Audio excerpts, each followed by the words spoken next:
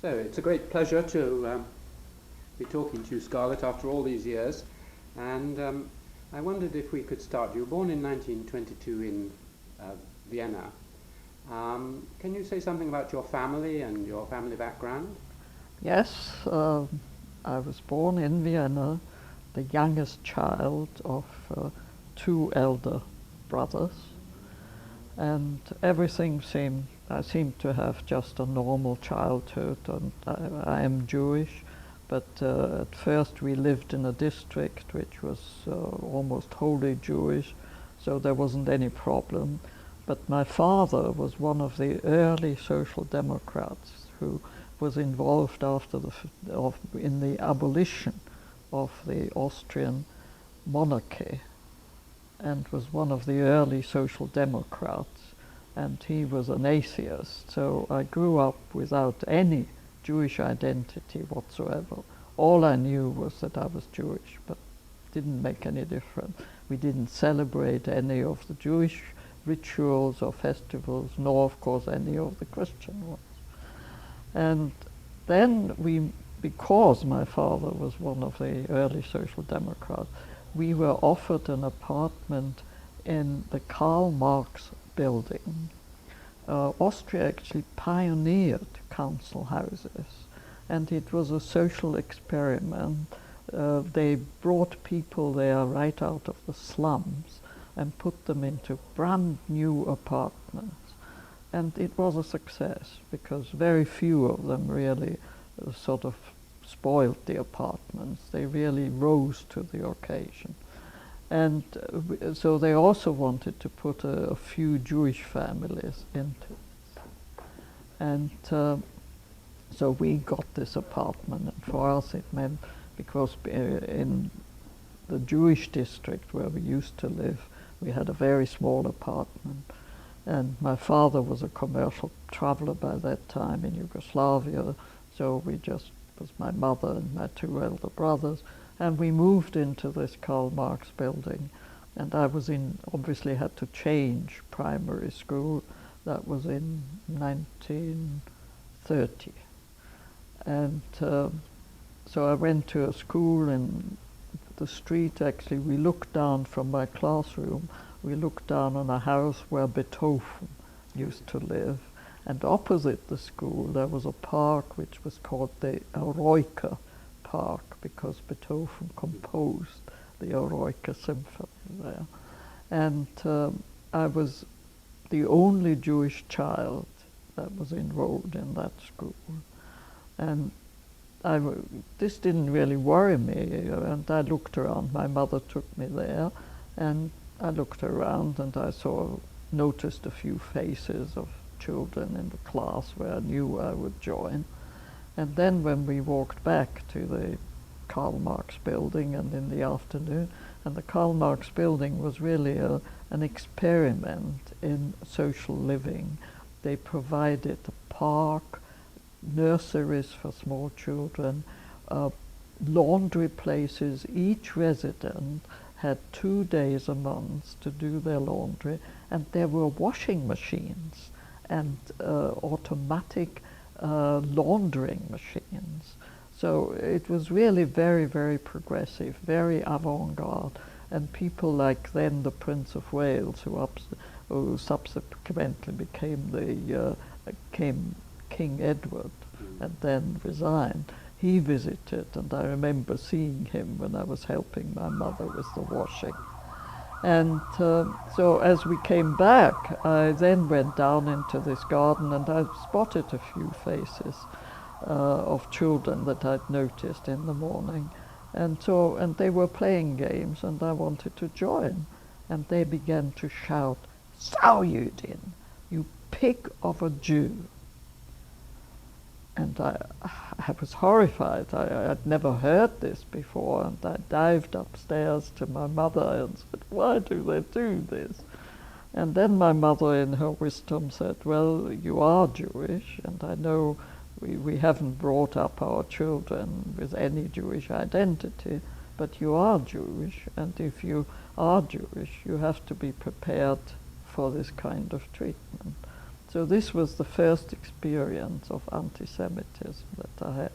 And then in 1934, there was the Civil War in Austria, when the Social Democratic government was ousted, and the Karl Marx building was one of the fortresses where the social, it's difficult to translate, the guard of the Social Democratic Party, the young people that had been trained in fighting, had machine guns and tried to oppose the conquering by the Christian socialists, who were the sort of ancestors of the National Socialists.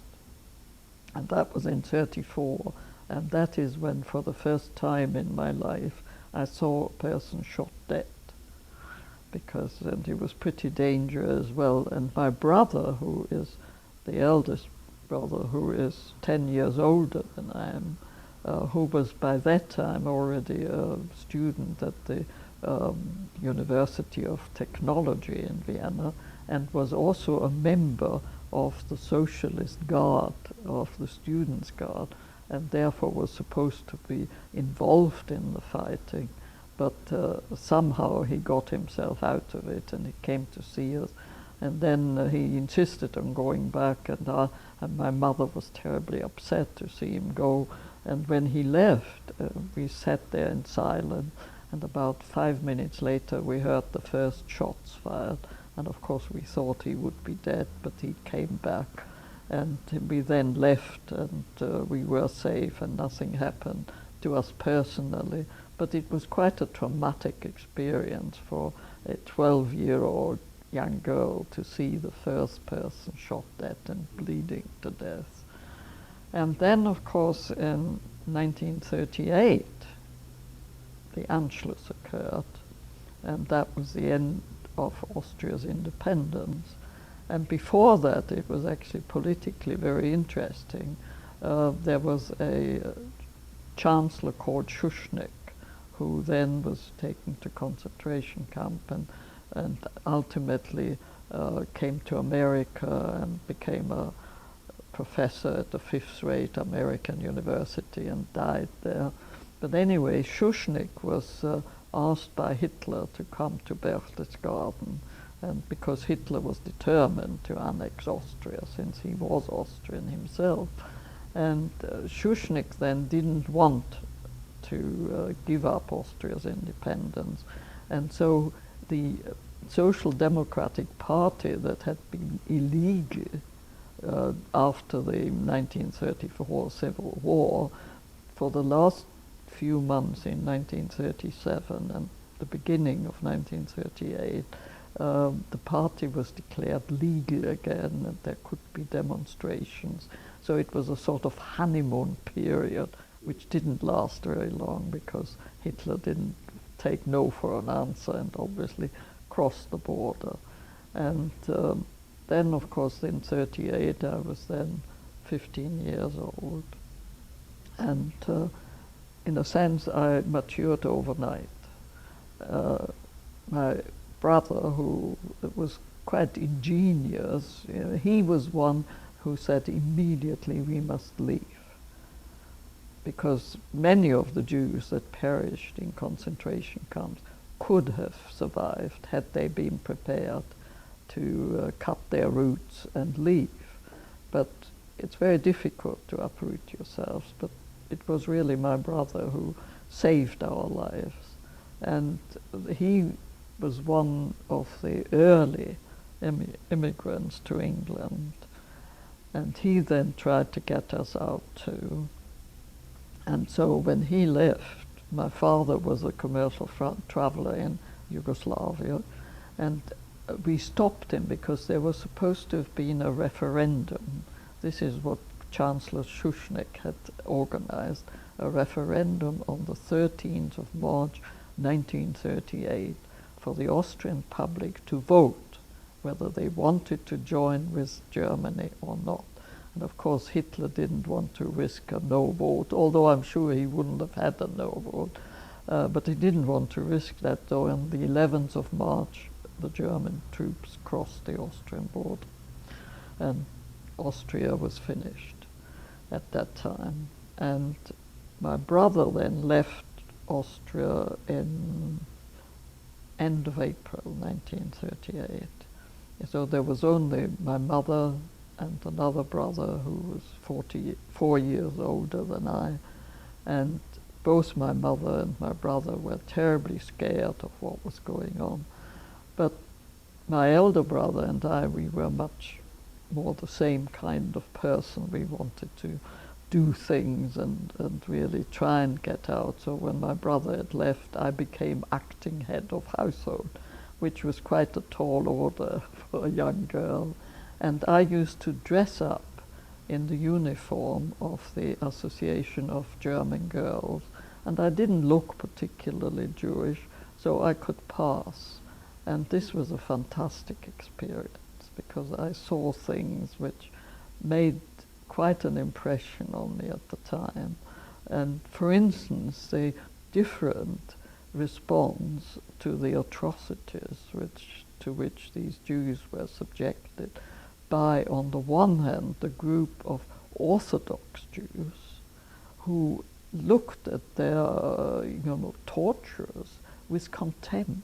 They felt they were superior, whereas those assimilated Jews were completely devastated and couldn't take, they had nothing to hold on to.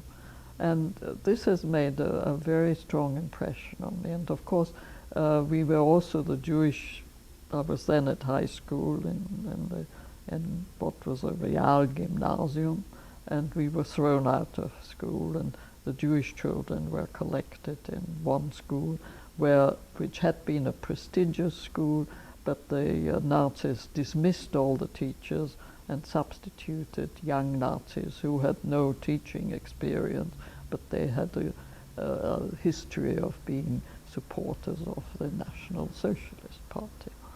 And when we were given our certificates, the teacher who handed them out to us said, "I hope that very few of you will get out of Austria, that you will all perish here. But if any of you will get out, I'm sure you will end in the gutter," which was a very nice thing to hear when you are 15 or 16 years old. And it was at that point in time that I felt that our parents had not done us a good thing in not giving us a Jewish identity, because I felt I was being persecuted for something of which I had never had any positive experience. So, and it was at that point in time that I thought, if ever I get out of here, if ever I get married, if ever I have children, I will jolly well make sure that they will have a strong Jewish identity. So if it happened to them, they wouldn't be as destroyed as I felt inwardly, although outwardly I seemed to manage all right. And I've been giving talks now here, and usually Bill, my husband, who came from very strong Jewish background, and I learned to keep a kosher home once I married him. I would say at that point in time, I drew up a job specification for my husband, and I found him. He fitted my specification ideally. So, can we? This is fascinating, but we better get slowly towards England and anthropology. Did you? At what point did you leave Austria? And well, I left Austria in July '38, and went with my mother to Yugoslavia, where we joined my father, and he was then persecuted there because he was an illegal worker there. And he was then taken to the police and threatened with being sent back to Austria. And then my mother's and my permit, we had visitor's permit, also expired. And at the time, although the Allies post facto said that they cared for refugees, but if you wanted to get a visa, and of course we had passports with a big red J, therefore if you went to any embassy anywhere, you couldn't get a visa. So there we were in Yugoslavia without anywhere to go. And then through, my mother had a sister in Zagreb with whom we stayed.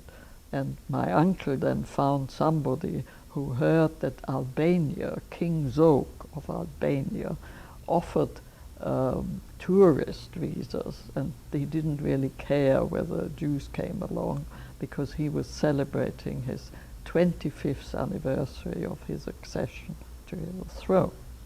So off we went to Albania, and this actually was my first contact with a developing society, because Albania, and I guess it hasn't changed very much since then, but it certainly was an undeveloped society. And it was a very interesting experience for me. And I was there when, and as we arrived in Albania by ship from Spalato, we were met by two one German, one Austrian refugee, and it seemed by the time that we arrived, there were already 40 refugees there who were supported by the International Jewish Agency, with very little funds, but you could survive. And they lived in a commune, so they welcomed us. And we then joined this commune, and the commune was situated, was the house next to the Durazzo, which is the port of Albania where we were, next to the police station. And then Mussolini, having seen Hitler annex Austria, wanted to annex Albania. And I had been asked to teach German and French to two young girls. I was the only refugee that earned a little bit of money because I was teaching these two girls. And the Italian consul in Durazzo heard that I was teaching German. So, of course, Italy and Germany were hand in glove, so he thought he better learns German. So I then was asked to teach him German too, which ultimately saved our life. And so then when Mussolini's troops came ashore, the police station had warned us. We got on quite well with the Albanians. They were actually very wonderful to us. They warned us that on the roof of their police station was the only machine gun, the defense of Albania against the might of the Italian Navy and forces. And so if the Italian would obviously want to destroy that machine gun, and if they missed, we would be hit. So they said, you must leave that house and find some shelter. So we did, and I did my first social survey then, which was very interesting, because we got shelter in one of the large houses, and I went round and asked each one of the refugees what they had taken with. And what was very surprising was that about 80% said that they'd taken their documents, because they were afraid that they would lose their total identity if they didn't have their passports. Anyway, then as the fighting ceased, because the Albanian couldn't defend themselves against the Italian might, then the sort of elders of the refugees held a council and said, well, we must now go out into the street. And we were all resigned that we would be shipped to the German concentration camp. And none of them, so I'd been teaching Italian-speaking Albanian, so in that process I'd learned quite a bit of Italian, and I was the only one who could speak Italian on behalf of us refugees. So the elders decided that we should go up and try and get back to our house there. And I should lead the procession and carry a white handkerchief tied to a stick as that we surrender. And so we did, and we walked very slowly, and there wasn't anybody in the road. And all of a sudden, round from a corner came Italian soldiers and an officer leading them with their bayonets pointing. And when they saw this motley procession coming along, he shouted, "Halt!" So I told my lot to stop. And then he came up to me and said to me, "Who are you?" And I had rehearsed in Italian to say that we are Austrians and German. And I was going to say German Jewish refugees. Well, as soon as he heard me say Austrians and Germans, he threw his arms around my neck and said, "We are friends, you know, Germany and Italy." So I thought it wouldn't be wise to disillusion him. And so he sent soldiers to protect us, to go back to I said, we live all together. And so we went back. And by that time, actually, my brother had already got permits for my mother, a domestic permit to come to England, and also for me a trainee permit, because the British Home Office was prepared to allow, because it wasn't so long before the war, it was 1939 by then, and they wanted unskilled labor. So my mother was supposed to be a domestic and I a trainee. And of course with the Italian occupation, the whole thing, you couldn't leave.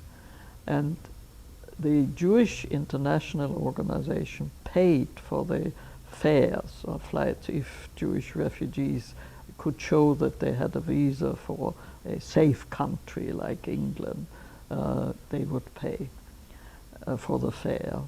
So I then went to the French, because we could have taken the plane from Albania, because at that time planes had to come down and refuel. They couldn't fly long distance. So I went to the French embassy because we would have had to take a plane that would have touched down in France. And the French embassy in 1939, in March 1939, would not allow even that you take a plane that would only stop for half an hour in a French airport for anybody with a big red J to mount it. So that was out. So then I managed to book us a ship that would go from Naples to Southampton. And my brother had said he'd already extended our permits to our visas. And he said, "You must be in England before end of April 39 because I cannot get a further extension." And we still hadn't got a permit for my father. But he said, "You, mother, must come because otherwise I can't do it again." So I managed to book on a freighter that was supposed to sail from Naples, I think on the 15th of April, and arrive at Southampton on the 28th of April, so before the end of April. And so my mother and I left my father behind, and we went to Naples, and I had a voucher being given by the agent in Albania for this freighter. And when I turned up as the shipping company at Naples, they said, "Oh, the freighter is a month late." So that was that. So that, and I was then 16 years, and I thought, well, what do I do now?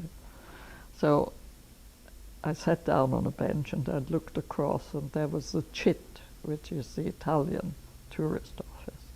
And so I went there and I told the guy that I showed him we've had visas, the visas we already had in our passport for England. I said, "Can you arrange to get my mother and I to England before the end of April?" And the guy said, "Oh yes, I'll book you on a flight via France." I said, "No, you won't succeed." And he said, "Yes, I will." And I said, "Try." But of course he had to come back and say no. And the only way by which we could get to England before the end of April was to fly via Germany, which I thought was pretty dangerous, and it turned out to be very dangerous. And so I had no option. I had to book that, and I had the money because I'd been given money in case of emergency. And I told my mother we were going to fly to England. And my mother was so shocked. I mean, the whole experience of emigration. I mean, for me, in a sense, it was still an adventure. But for an older person, it wasn't an adventure. It was a disaster. So off we went, and we took the plane, and the first stop was Frankfurt. And it was a KLM, the Dutch airline. So when I got on board, I thought I'd better tell. And before I left, I sent my brother a telegram in London, telling him that we are flying via London, giving him that we are flying via Germany to London, and giving him the time of arrival in London, and saying, if we don't turn up, then you know what has happened.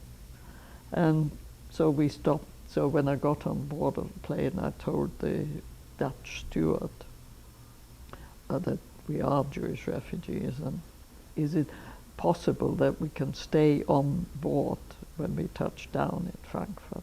And he said, no, the Germans insist that everybody comes ashore. So when we got there and we saw all these stormtroopers and the flags with swastikas, so we had to go. And I said to my mother was absolutely, I mean, she couldn't stop her trembling. And so we walked to the immigration. And when they saw our passport, they said, Rückwanderer, returned refugees. And I said, no, we are on our way to England. And I showed him the visa, and he let us go back onto the aeroplane. So I said, fine. And the next stop was Cologne. And again, I reminded the steward that we may have a problem. And as we came, we had to come off the plane. And as we walked across the tarmac to the building, the loudspeaker announced that my mother and I should report. So we did. And there were two absolute Nazi bitches there in, uniform and with steely blue eyes. And they said, what are you two Jewish pigs smuggling out of Germany? And I said, nothing. And my mother just stood there, and she was shaking like a leaf. It was horrible.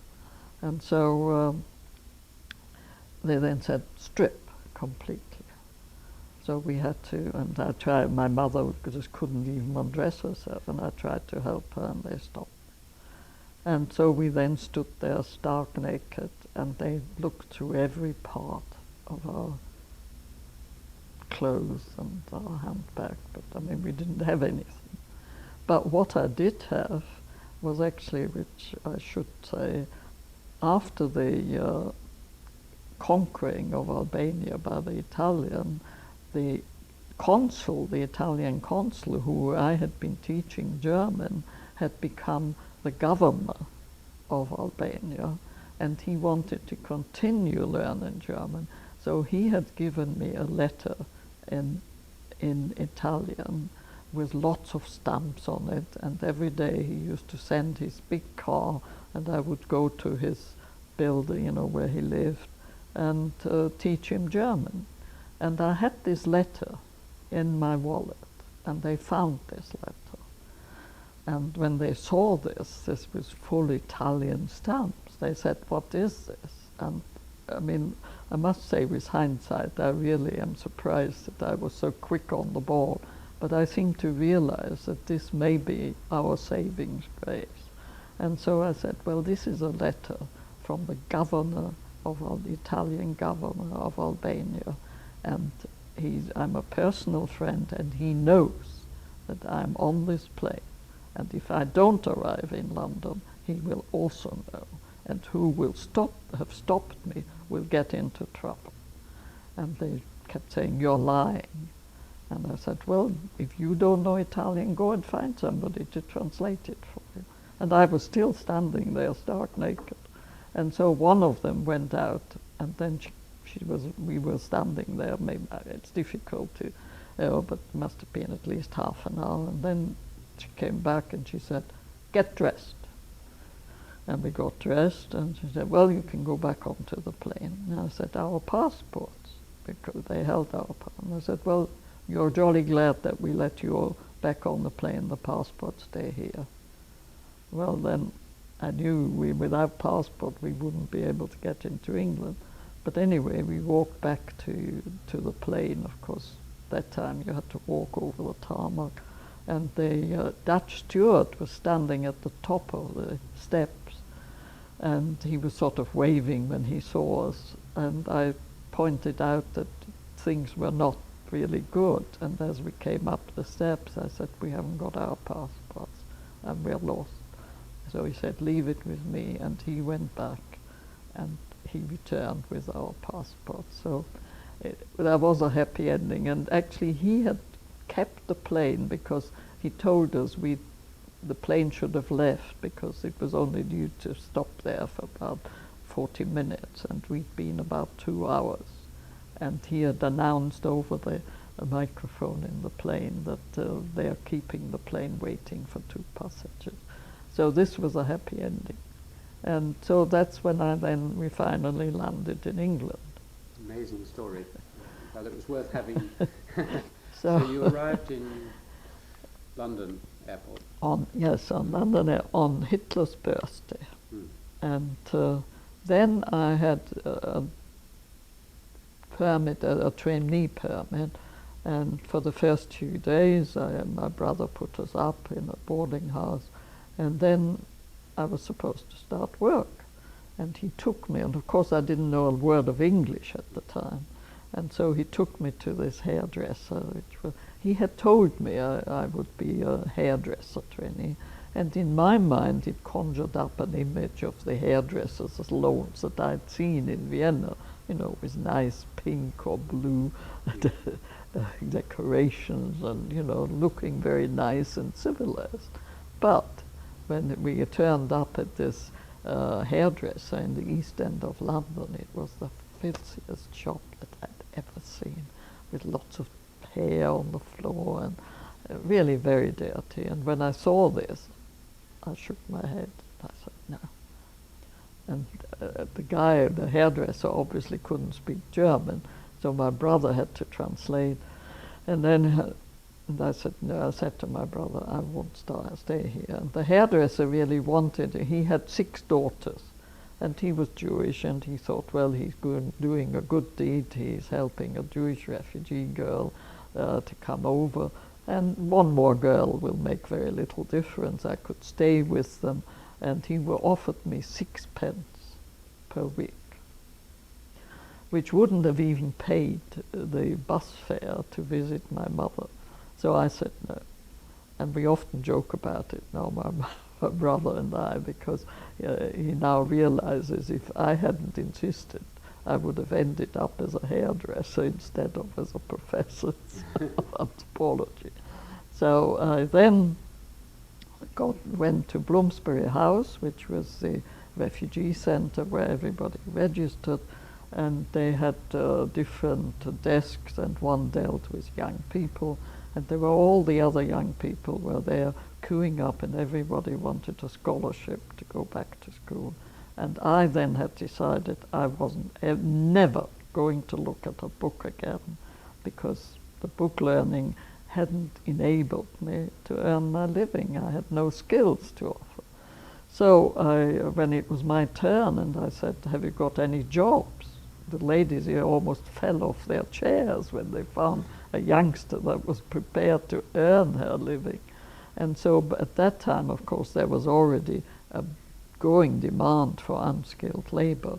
So they gave me addresses of about 15 Jewish firms that were prepared to employ refugees with a trainee permit. So I came home, and my brother then put down worked out the way I should go from one firm to the other to find out where I would finally end up.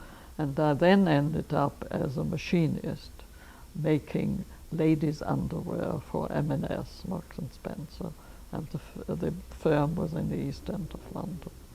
Well, then I continued being a machinist, and then we moved to Manchester because my elder brother left for Australia before the beginning of the war, and the other brother was already in Manchester. So my father also came to England from Albania before the war started. And so we all moved to Manchester, where I was continued being a machinist. By that time the war had started, and I was making soldiers' uniforms and soldiers' dressing gowns. But then by that time I felt I really wanted to study again. It wasn't so bad to read and learn and write. And so during the lunch hour, but then I'd always wanted to become a medical doctor.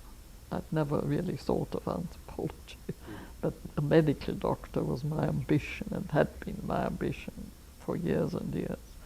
And so I thought, well, I couldn't possibly study medicine, but maybe if I studied pharmacy, that would get me near enough to sort of helping people with their health problems.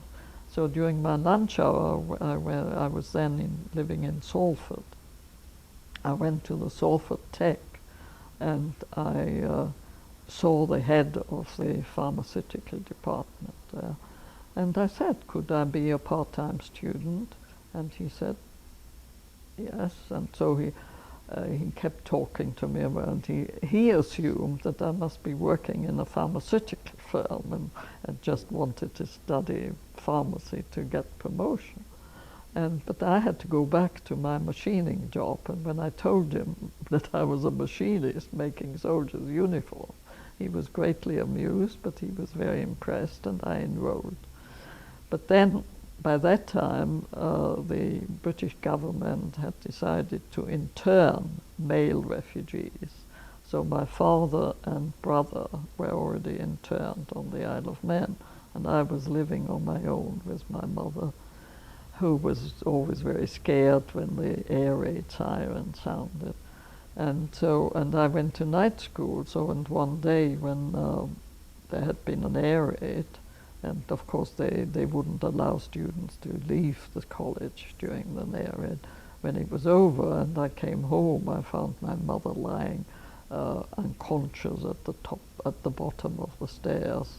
And so I had to admit her to hospital, and she had a slight stroke. So then I had to give up going to night school, so that was the end of that. And then 2 years later, again, I thought, well, maybe by that time I had become a costing clerk. First of all, a wages clerk in an ammunition firm, because, I felt I was good in arithmetic, and it would be better to have a clerical job than being an unskilled machinist. And so I got this, and so I thought, well, maybe I could become a personal manageress, because there was personal management in that firm. And so I went to the College of Technology at Manchester and asked to take a course in personal management, evening classes. And the head of that department was just starting a 4 years evening classes course in industrial administration, of which personal management was one subject. So he was trying to recruit students, so he convinced me I should take this 4 years course, so I did. And at the end of this, and one of the lecturers, and economics was also a subject of that course, and the lecturer of that course was a fantastic guy. He was an ex-miner, a Geordie, and he had got a trade union scholarship to Ruskin College, Oxford. And from there he won an extramural scholarship to Queen's College, and he got a first in PPE. at Oxford, so he was obviously very bright. But he was still speaking with a broad Georgian accent, and therefore the academic establishment didn't really regard him or belonging to them. He was an outsider, he was marginal, and that's why he was teaching night school. And somehow he felt I had talent in economics. And that was the final year of this 4-year course. And he said, "What are you going to do now?" By that time, I was the secretary of an export agency. It was already after the war. And so I said, "I don't know, I'll try and get another job maybe." He said, "Well, I think you should study. You should take economics, you're talented." And I said, "Well, I can't. I must earn money, I must work, I must." So he said, "Well, there are scholarships." And so he then recommended me to Ruskin College. And I got a Ruskin College scholarship. And again, this was a but you couldn't, and to this day, you can't take a degree at Ruskin College, only a diploma. And the diploma course, which was the sort of diploma in the lower grade to the PPA, the diploma in economics and political science is a 2-year course. And when I came to Ruskin, I was so imbued with the Protestant ethics that, you know, you must work to earn your living, and then in your spare time you can do what you really enjoy doing. So that to get paid for what I enjoyed doing, I felt was completely immoral. So I went to the principal and said, "I can only stay 1 year. I can't stay 2 years." And they said, no, you know, you can't do a 2-year course in 1 year. And I said, "Yes, I must." And so I think until this day, I'm the only one who ever did that diploma in 1 year. But then, when it came to the beginning of the second semester, I had come to realize that it wasn't that immoral to get paid for what you enjoyed doing. So then I also tried to get a scholarship to university, become an undergraduate. And in 1951, after having spent 1 year at Ruskin, I got a scholarship to Manchester University, and I enrolled in economics. And as in the second year, we had to take a 3-division subject. You had to do 2 subjects out of these 3 different ones. And these 3 subjects were political science, logic, and social anthropology. And at that time, I hadn't a clue what social anthropology was all about.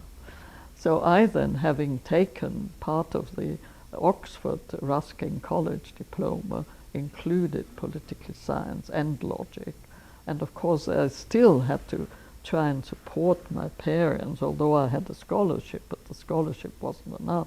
So I also had to earn money. So I worked as a market research investigator, and I taught what I'd learned in this course of industrial administration in night school. So I really had to rationalize my time for studying.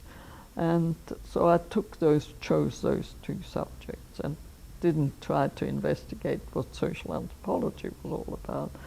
But then it turned out that the tutor in political science, our political views were directly opposed. And so I thought, that won't work. And so I thought, well, I must try social anthropology, find out what it was all about. And I went to a lecture that Max Gluckman gave, because at that time, he didn't have there was no degree, no first degree in social anthropology.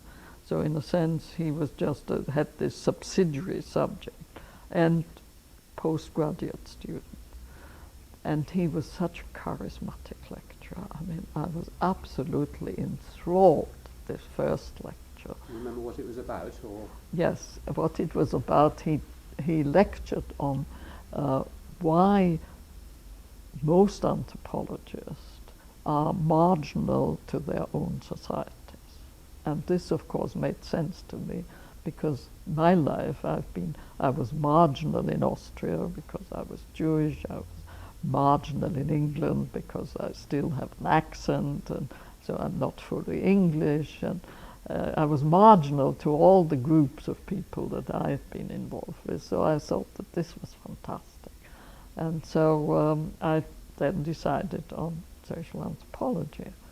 And for my degree, just about a week before 2 weeks before I was due to take my final degree, and social anthropology was one subject, I had a very serious burn accident, and I was rushed into hospital. I was burned all along my right side, and I was bandaged and drips coming in. But I was obsessed with these exams, because for me, and I already had a job offer from the John Lewis Partnership to train as a buyer. So if I hadn't had this accident, I would have become a buyer. So there were always other possibilities, but somehow something must have wanted me to become a social anthropologist. So I then had a friend who I asked to come. Asked my father to get her to come and see me in hospital, right the day that I was admitted as an emergency case. And she came, and she was the wife of she was a student, or she was an adult student, and her husband was a rich guy who was having many businesses, and she was an important person. So I said, you must arrange for me to take these exams by hook or by crook, and she did. And Manchester University was just wonderful, because the staff volunteered to come as invigilators. I had to take the exams at exactly the same time as I would have had I not been burned. And of course I couldn't use my right hand because it was all burned. And so the secretaries volunteered. There were, of course, no computers, there were typewriters. So the secretaries volunteered to come and take dictation, and would type whatever my answers that I would give.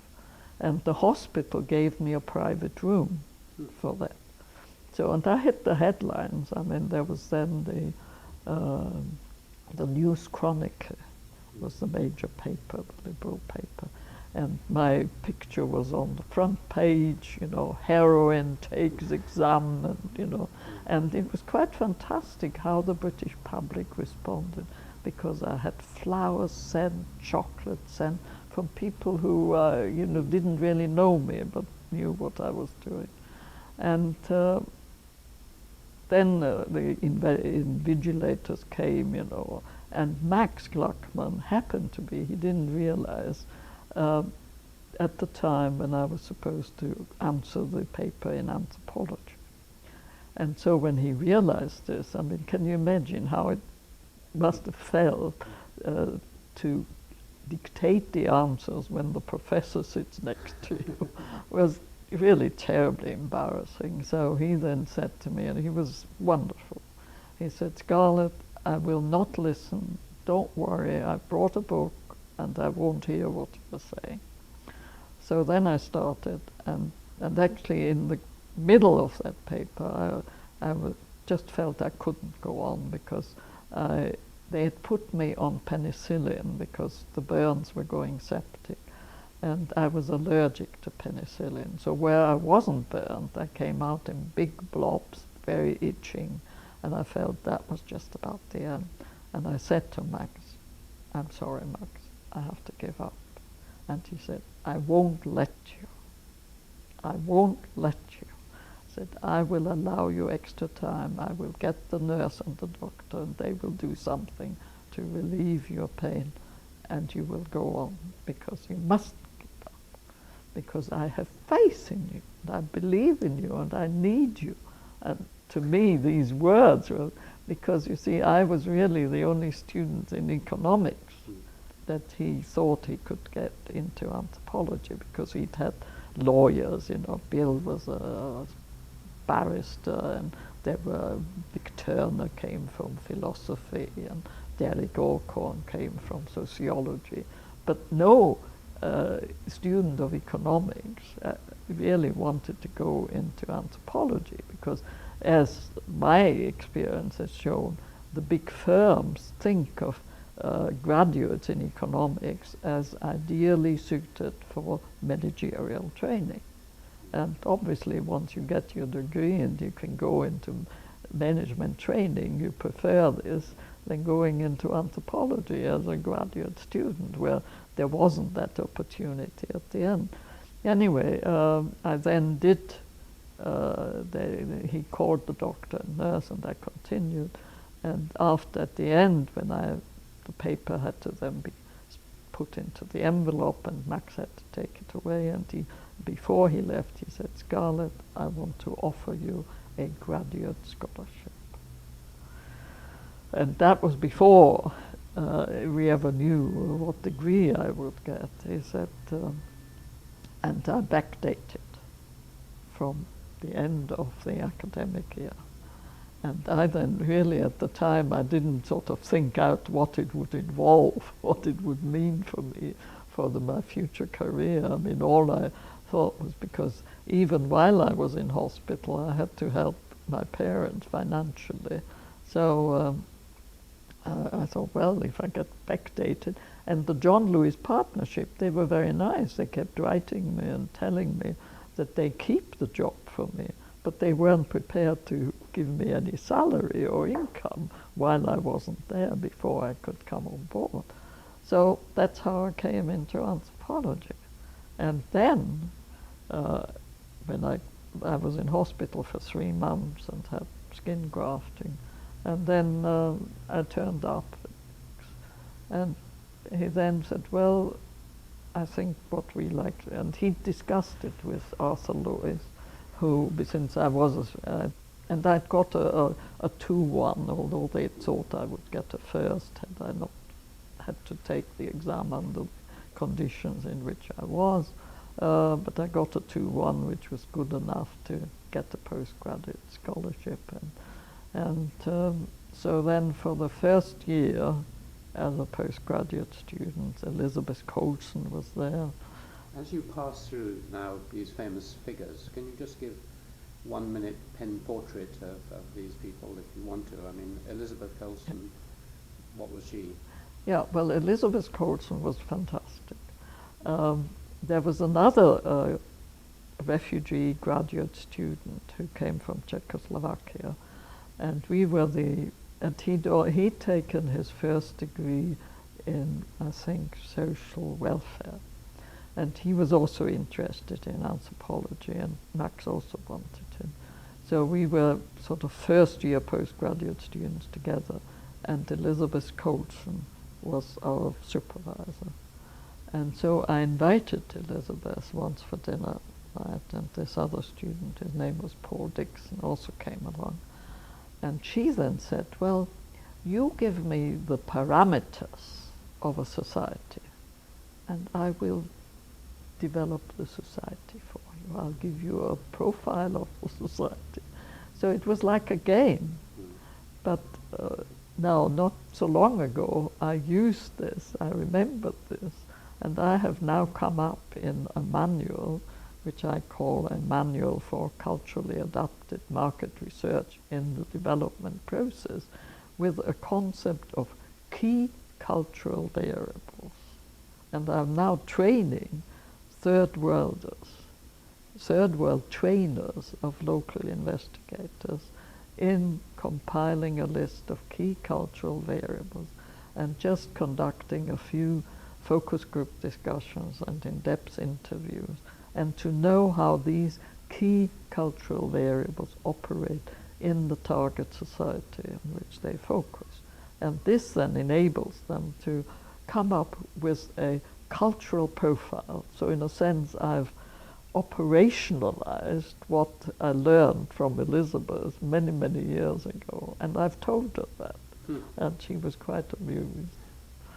So, and then during that first year, then Max wanted me to go to Central Africa, where of course he had this connection with the Rhodes Livingston Institute. And again, he'd had all sorts of other graduate students coming from different disciplines, but he hadn't had an economist. So he wanted me to go and do a study of tribal economics.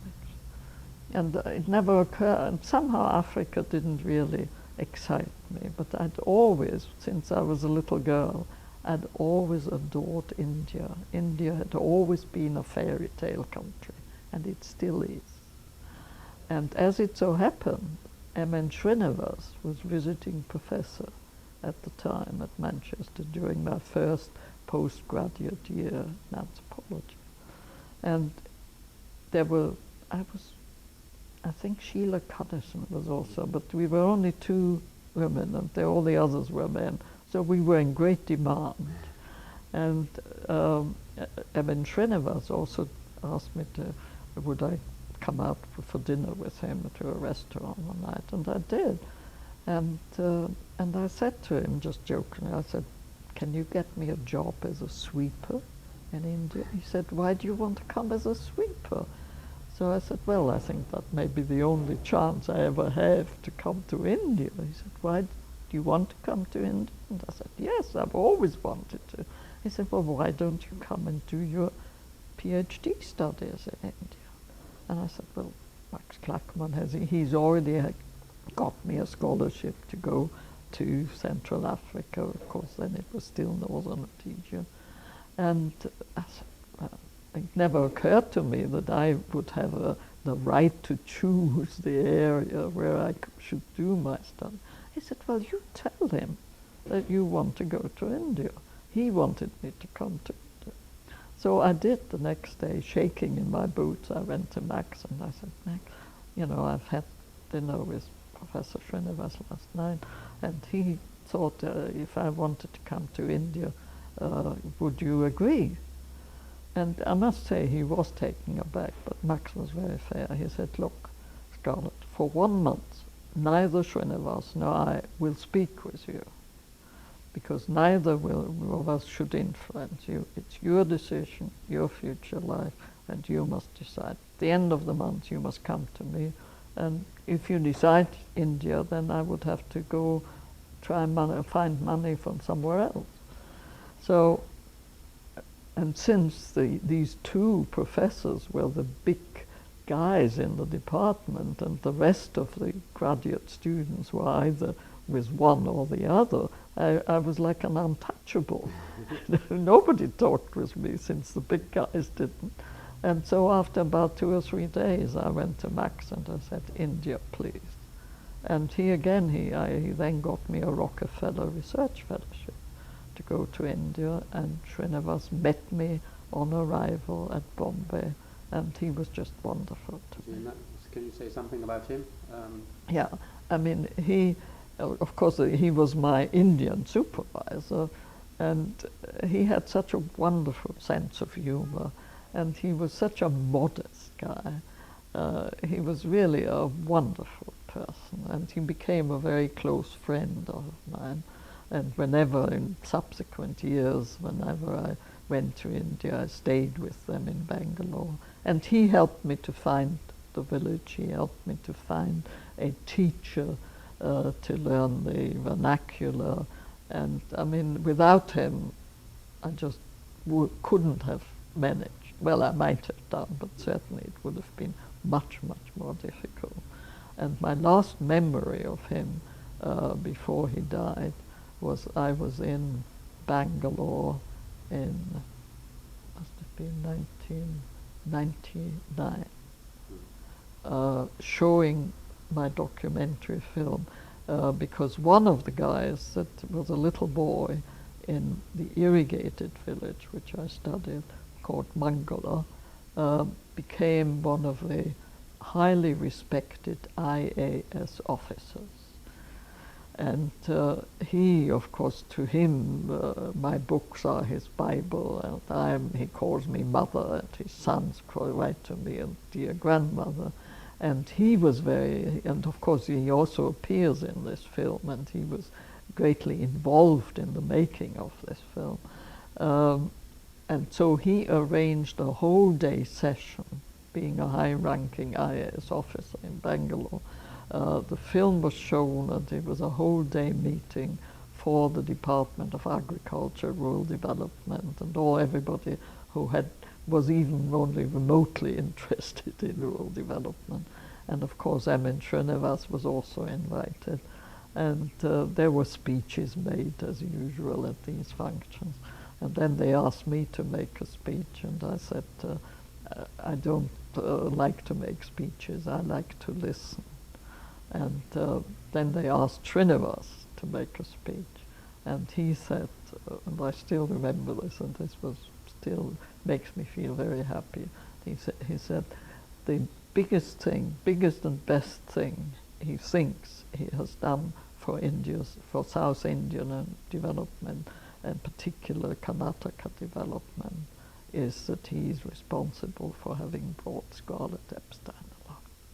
So this was a crowning success, and a few weeks afterwards, his wife phoned me and told me I was back in England, that he just died, and it's a great loss. Right, so you had arrived in India to do fieldwork in 2 villages near Mysore. Can you sort of summarize the main findings? It's a very famous study which influenced me a lot, both the methodology and the conclusions, but can you sort of synthesize or give impressions of what you felt when you arrived in these villages? Well, the villages actually have become my home. And recently, when I wanted to have another film made, and the producer asked me, why are you so keen to have these village voices heard? Which is, you know, it's become like an obsession with me. I must get this done, and if it's the last thing I ever do. And then I hadn't really sat down and thought it out, what makes me so committed.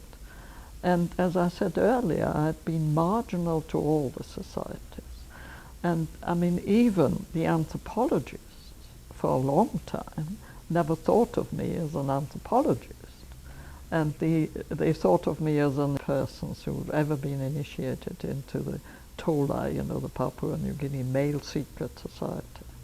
And I had a movie camera, and I got one of the young guys, an American students, to film it. And I had the film, and then I gave it for copying, and they wiped it off. So I haven't got it.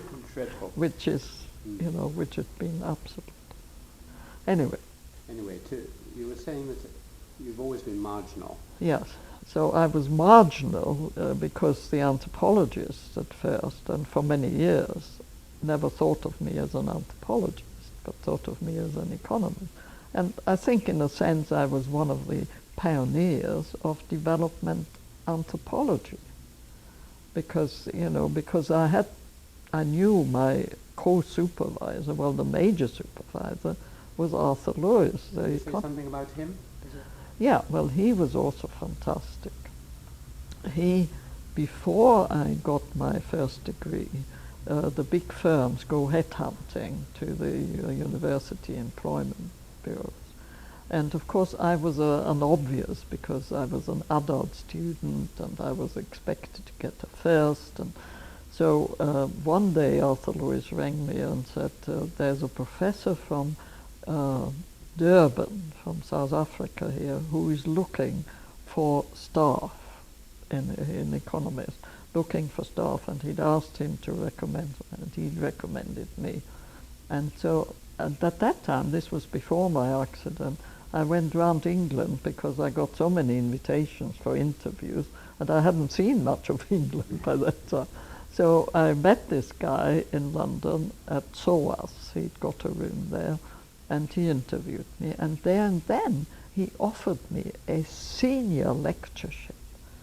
And I was absolutely in seventh heaven. I could see myself with a first degree stepping straight into a senior lectureship. And then when I went back to Manchester and I told Arthur Lewis, and he said, Scarlett, I don't want you to go to South Africa. He said, they are racist, you're Jewish. He said, of course he was black, and he had come across a lot of racism in this country. And he said, I don't want to go to South Africa. And he was also very wonderful when I had to take the exam in hospital. But then when I decided to go and do 2 years field work in South India, he said to me, Scarlett, I think you must be mad. For a bright young graduate in economics to bury yourself for 2 years in South Indian villages, you must be mad. But subsequently, many years later, and of course I got him to write the foreword to my first book, which he did very nicely. And we kept in touch.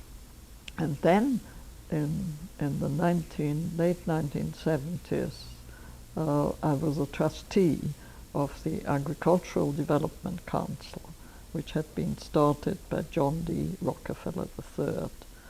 And I was the only woman among the trustees. I was the only non-American among the trustees. And I was also, the most of them were economists, and they regarded me as an anthropologist. So in a sense, I was marginal to the economists, I was marginal to the anthropologists. Right. So by that time, I met Arthur Lewis was at the Woodrow Wilson School at Princeton, and the ADC, the Agricultural Development Council, usually had at least one board meeting every year, which was quite great for me because I had expenses, paid trips to America. And we met at Princeton, so my colleagues knew that I knew Arthur, and so they said, can you invite Arthur to our cocktail party? And I did, and he came along. And I went up to them and I said, Arthur, do you still think I was mad spending 2 years? He said, no, well, with hindsight, I think it was quite a clever investment. And of course it was. I mean, for me, it really set me up.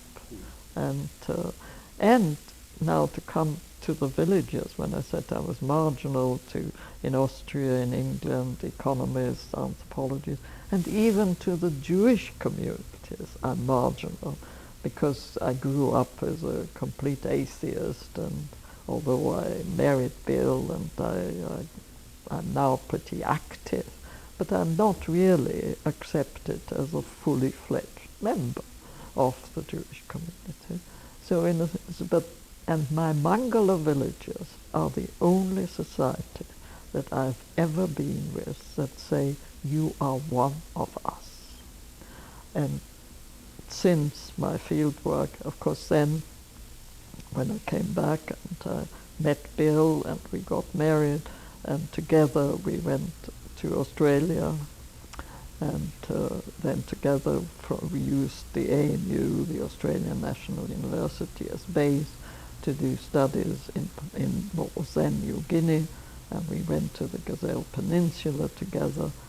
But I've always somehow felt I belonged to this South Indian village. And then when we came back to England, and I joined the IDS, the Institute of Development Studies at the University of Sussex, and we then had 2 professors in the house. I had the opportunity to go back fairly frequently to South India, and of course every time I go to India I must get back to my villages. And there are always receptions and garlands and parties and farewell parties. And at the last farewell party, and obviously the film also, I told them they were all film stars now, and when the film came out, the Anthropological Survey of India, the director came to Mysore University because we didn't only show the film in Delhi. It was also launched in London at the Commonwealth Institute. And in India, in Delhi, and in Bangalore, and in Mysore, and the director of the Anthropological Survey came specially from Calcutta to Mysore for the launch of the film. And we then took the film also to the villages. And at a farewell party, I got up and I said, well, you know, I'm now getting old, and this may be the last time that I'll ever be able to be here. And one young guy who wasn't even a thought in his parents' mind when I was there first, got up and said, don't you worry yourself, you will be reborn as one of us. So it's very comforting to know where I'll be in my next existence. So, I mean, the experience of staying in India and in these villages was really not only academically and intellectually very challenging and very satisfying, but emotionally for me, it was also a healing process. I felt at last I belong. How many times have you been to the now? Because you went in the well, 54. I was there from 54 to 56. And then 1970. In 1972, I went back. No, it was 1970. 1970, I went back. And since then, I mean, since we moved back to Sussex in 1972, well, I must have been back at least a dozen times, possibly. You went 78 and 93, and then sometimes since then you've been a number of times. Oh, yes, yes. And I will be there again this year. Shortly. Now, to Papua New Guinea, that was also a very interesting experience. But although I get on very well, and I'll be off again to Papua New Guinea next month, and I have many friends in high places, but somehow emotionally it's never taken the place that my South Indian villages are occupying in my mind, in my emotional life. And I also find it much easier to relate to Indians, and particularly South Indians, than, I mean, I like Africans, I like Papua New Guinea, I like anybody. But, you know, the emotional linkage is really with the South Indian villages. But Papua New Guinea was also very exciting. Of course, it was easier also because Bill was then not very far. We didn't stay together. We decided that it wouldn't do our marriage much good to work in the same society, because there are not many marriages between husband and wife, both being anthropologists, that have lasted. Yeah. We discussed this once with Raymond and Rosemary, who are, of course, the model marriage of anthropologists that has lasted. And so, but we weren't terribly far apart, and we also, I used to go to Bill's place every weekend, and sort of go with my villagers to the market in Rabaul, the main town, and then Bill was near Rabaul, and I would spend the night with him and go back on Sunday. But I then became the first European woman ever to dance with the local women. Because in a sense, in New Guinea, one can't help but feel that contact hasn't done them much good. They were much happier before the Europeans arrived on their horizon. They had ample food, there was ample land and very fertile soils because it's all volcanic. You don't even have to plant anything. You can eat a pineapple, throw it away, and a pineapple will grow. And they had so many feasts and so many dances and all decorations and tribal dances and secret societies, and they had a very developed cultural life. So when I was there, they, of course, the missionaries came along, and they all became very good Christians. And so they had buried, before the missionaries came, they buried their dead sort of hicklety-picklety. They didn't have a cemetery. You would bury your parents outside your own home, and these would be spread. They had a hamlet style of living. So when the missionaries that came along, and they felt they wanted to have a cemetery, so they were digging up their dead, and it was I found it quite amusing very often when people used to sit over a dead body that they had unearthed. I mean, they didn't bury them in coffins, they just buried the bodies. And they would argue, and one would say, "This is my uncle," and somebody else would say, "No, this is my uncle," and they couldn't decide whose uncle it was. And of course they are a matrilineal society, so the uncle relationship was very important. Anyway, then they finally managed to have cemeteries, and they wanted to have tombstones, and so they put tombstones. And to start this cemetery, declare it as finally established, they had to have a feast with lots of dancers. And so I was asked to join the dancers. And of course and it's very interesting because they regard the dress which the missionaries actually introduced, because before missionaries appeared they just had a sort of G-string and nothing at the top. Now the missionaries, of course, they introduced loose blouses and lap-laps, loincloths. And they regard this now as their traditional dress. If you ask them, they said, "That's our tradition."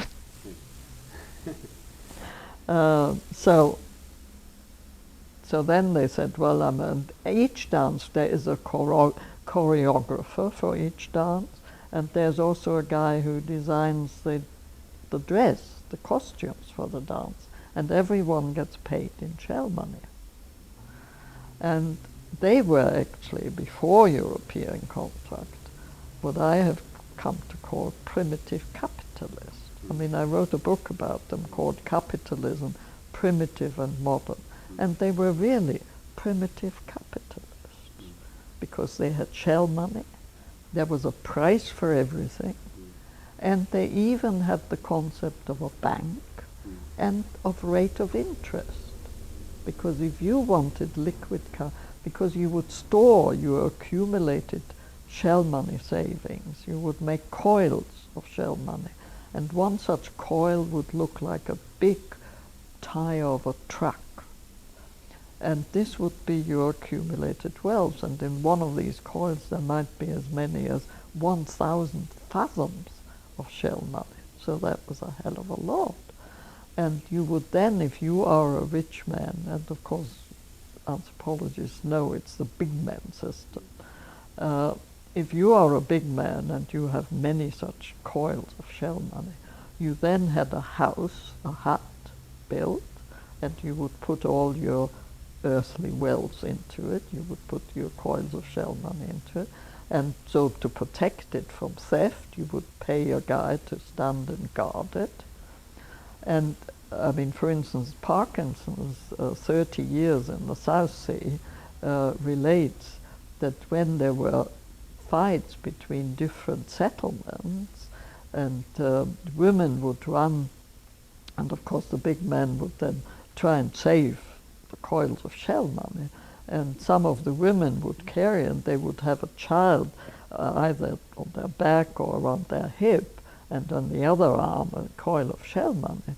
And if it meant a decision which to drop, the child or the shell money, the child would be dropped, because you can have another child, but it's very difficult to accumulate a lot of shell money.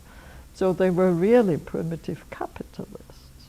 And to my greatest surprise, one of our Indian colleagues at the Australian National University, Professor Madan, wanted my book on Papua New Guinea to appear in India. And I couldn't for the life of me think why he was interested but in India many of the academics were very left-wing, and quite a number were card-holding members of the Communist Party. But he was a fairly middle-of-the-road academic, and so he was being accused all the time of being a great conservative, and he used my book to show that that the story of Marxian evolution, that you first had slavery and that there was primitive capitalism, that there was never primitive communism, which was Marxist assumption. So that was interesting. And so at this festival to celebrate the beginning of a cemetery in this village, in the hamlet area where I stayed, I was asked to lead the dance. And I then had to get the same uniform as all the other women, which meant a navy Mary blouse, because these are the loose blouses that the missioners introduced, that women can easily raise and breastfeed their babies, and a lap-lap, a black lap-lap and a blue Mary blouse. And I might admit, when I tried it on, Bill and we had a good laugh. I looked awful. But then when I came back to my village and I showed them that I'd got the right uniform, they looked at me and my female friends and they said, well, now you look really nice. They never liked me looking dressed in my old style of dress. Is there anything particular you would like to just put on record, either about a particular person like Bill or a teacher or people? Well, I mean, I've said about Bill, yes. He was obviously terribly important. You dedicate, or at least you write a lot about him in the preface to one of your books here. We worked together. Yes, well, I mean, Bill became my mentor. He was my Encyclopedia Britannica, and in a sense, I mean, when he died, I didn't only lose a husband. I mean, we had a very happy marriage, but I lost a partner, a working partner, because we were really very complementary. He was the philosopher. He was extremely widely read. I'd never had the chance to read anywhere near as much as he had. And he was much more theoretically inclined, whereas my sort of background and, the survival strategies that I had learned when I was younger obviously formed my approach. And so what I really felt, and I'm still doing this, is to try and make whatever research we conduct useful to help at least a small group of people to improve their quality of life. And Bill always gave me the ideas, and I was very good in operationalizing them. So we often had arguments. I always said, before I died, I said, who was going to be remembered? And I always said, I won't be remembered. You have made all the contribution to theory, and I'm just a sort of practitioner. And he always said, yes, but many more people know about what you do than what he's been doing, which is, of course, true, because I write much more popular style. I mean, for instance, with Sage Publications, that now produced the last book and keep on producing my publications, they write to me and say, have you got anything in the pipeline? Because my books sell, they are much more popular. I mean, Bill's books were much more, esoteric and wouldn't attract a very large reading public. Whereas Village Voices, 40 years of rural transformation in South India, and if you've seen the book, you will see that the first paragraph, I say, well, if you expect the same type of book as I published before, like South India, Yesterday, Today and Tomorrow, and particularly the first one, Economic Development and Social Change in South India, then forget about reading this one, because with this one, I am not producing any tables in it, no bibliography. I really want this book to be read widely, and we seem to have achieved it. because it's been selling extremely well, and it's in already, I don't know, in the 14th or 15th edition. So, you know, it's a kind of book that people may pick up even at an airport, you know, Village Voices, 40 years of rural transformation. So, you know, Bill and I, I miss him every day because he was my mentor and he gave me the idea, and he was such a lovely guy.